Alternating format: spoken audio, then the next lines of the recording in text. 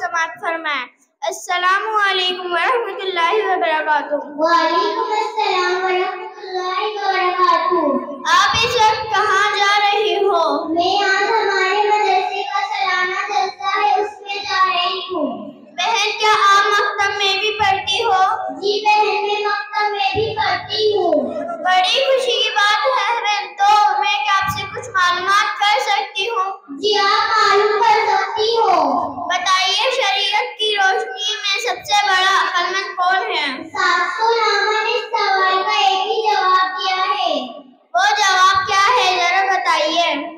जो इंसान दुनिया में रहकर आखिरत को बना ले और दुनिया की चमक धमक से धोखा न खाए, ऐसे इंसान को सासुनामा ने अक्लमंद कहा है। बहन, आपने बिल्कुल सही फरमाया। अच्छा, ये बताइए, वकील कौन है? वकील वो है जो अपने माल से अल्लाह ताला का हक अदा न करता हो। अच्छा, ये बताइए, मालदार कौन है? मालदार वो है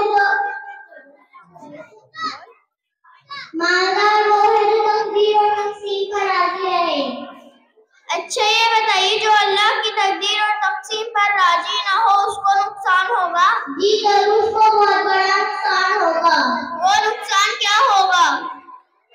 जो इंसान अल्लाह की तकदीर पर राजी ना हो, तकसीम पर राजी ना हो, वो हमेशा परेशान होता है। इसी से हसद, अदावत और नफरतों की आग पैदा होती है। और जो अल्लाह की तकदीर पर राजी होता है, उसकी जिंदगी हमेशा खुर्रम और पुरसुकून रहती है। आया आपकी समझ शरीफ में कुछ समझ?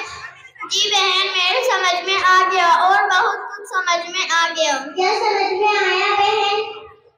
अरे यही कि मैं अपने पड़ोसियों से जलती थी और ये समझती थी वो इतना मोटा क्यों हो रहा है, उसका कारोबार क्यों बढ़ रहा है, वो इतना काम क्यों कर रहा है और वो इतनी नई गाड़ी पर क्यों घूम रहा है। अब समझ में आ गया। क्या समझ में आया बहन? उसकी भी कोई वजाहत करो। हर एक को तकदीर का लिखा हुआ मिलता है, मिलकर रहेगा, चाहे मैं कितना भी जलती रहूं।